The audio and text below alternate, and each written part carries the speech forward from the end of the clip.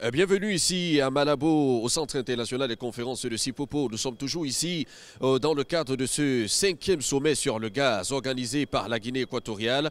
On a écouté le ministre Obiang Lima, le ministre des Mines et des Hydrocarbures de la Guinée équatoriale, qui tout au long de la semaine de ce sommet a organisé différentes réunions avec les pays membres du GECF, les pays exportateurs du gaz, qui ont d'ailleurs donné leur avis favorable sur la bonne organisation d'un événement comme celui-ci ici en Guinée équatoriale.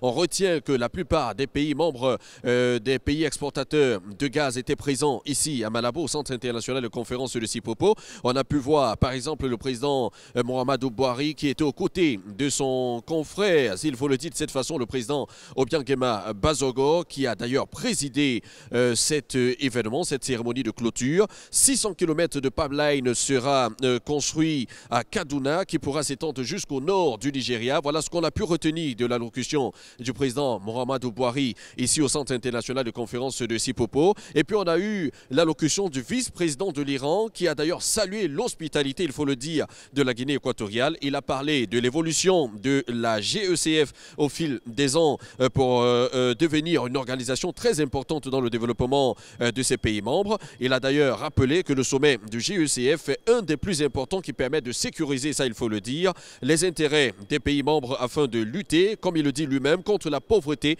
tout en contribuant à la protection de l'environnement. La synergie entre le gaz et l'électricité, selon lui, pose une nouvelle question à laquelle il faut répondre efficacement dans les années à venir. Il a d'ailleurs aussi dit que la part du gaz naturel dans le mix énergétique a atteint les 70% en Iran, ce qui fait de ce pays le 3e plus grand producteur de gaz dans le monde. Et il a d'ailleurs aussi parlé du Venezuela en disant que le Venezuela, la Russie et l'Iran sont constamment les cibles des politiques interventionnistes qui créent des problèmes énormes à l'économie de ces pays-là. Il faut donc lutter ensemble entre pays membres de la GECF pour mettre hors d'état de nuire ces pays occidentaux, ces pays dits puissants qui pensent qu'ils peuvent porter atteinte à la souveraineté et à l'économie de nos pays, notamment du côté du Venezuela, de l'Iran et bien évidemment de la Russie. Il a appelé les pays membres de la GECF à se consolider, à se solidariser autour d'un projet commun de lutte contre cet interventionnisme qui ne fait pas du bien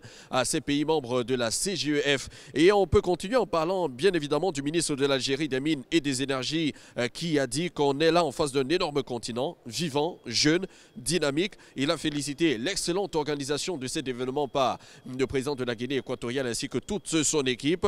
Il dit que le gaz naturel peut garantir l'élargissement de ce forum à d'autres pays, surtout de l'Afrique, ceux qui sont enclins à développer des stratégies, des technologies autour du gaz. Mais on n'a pas eu que cet entretien, on a eu aussi celui du représentant du président égyptien qui a dit qu'il faut approfondir le dialogue sur le développement des pays exportateurs de gaz à travers le monde. Et il a dit que la sécurité énergétique est très importante et la responsabilité repose sur les pays exportateurs de cette énergie. Le gaz naturel, il faut le préciser, est une des énergies les plus importantes au monde. Voilà ce qu'il a précisé tout au long de son allocution et d'ajouter que toutes les institutions financières internationales ont déjà mentionné cela dans leur rapport pour réfléchir à l'assurance d'un développement économique inclusif à travers le gaz. Mais on ne retient pas que cela. Il y a d'autres personnes qui sont intervenues tout au long de cette cérémonie de clôture. Par exemple, le représentant du Qatar qui a tout simplement dit qu'il faut prendre à bras le corps la protection de l'environnement et de la transition énergétique. Le Qatar accueillera d'ailleurs à Doha en 2021, ça il faut le savoir, le 6e sommet des pays exportateurs de gaz. Et en 2022, il y aura naturellement la Coupe du Monde 2022 et ça sera l'occasion pour le Qatar de lancer officiellement une compétition autour du gaz naturel qui doit être bien intégré au milieu des investissements énergétiques. Et le représentant de la Russie qui était aussi fort présent à ce rendez-vous n'a pas été des moindres dans cet éloge rendu à l'endroit du président Obiang Bazogo ainsi qu'à la Guinée équatoriale pour la parfaite organisation d'un événement comme celui-là, parce qu'il faut le préciser dans le cadre de cette édition qu'il a salué la merveilleuse organisation de ce sommet, l'étroite collaboration entre les pays producteurs de gaz et les consommateurs qui devient de plus en plus importante. Il a aussi, en 20 ans d'existence, il a dit que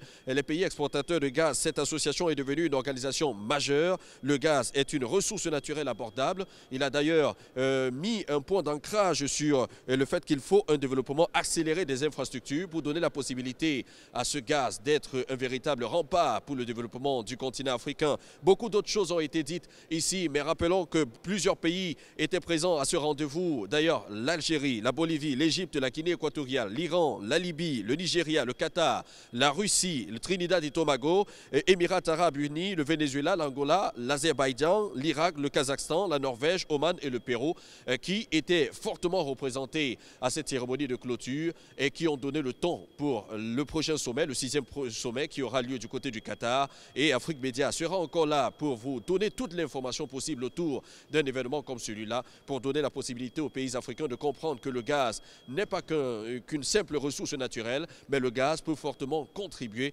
au développement de nos pays africains, contribuer à l'atteinte des objectifs de développement durable de 2063, mais aussi contribuer à faire en sorte que les pays exportateurs de gaz puissent être solidaires pour donner la possibilité à ces pays-là de lutter contre tout mal qui viendrait à porter atteinte aux économies et à l'état même de ces États membres. Ici, Marius Tokam, Mohamed Bachir Ladan, Tony Michael Manga pour Afrique Média.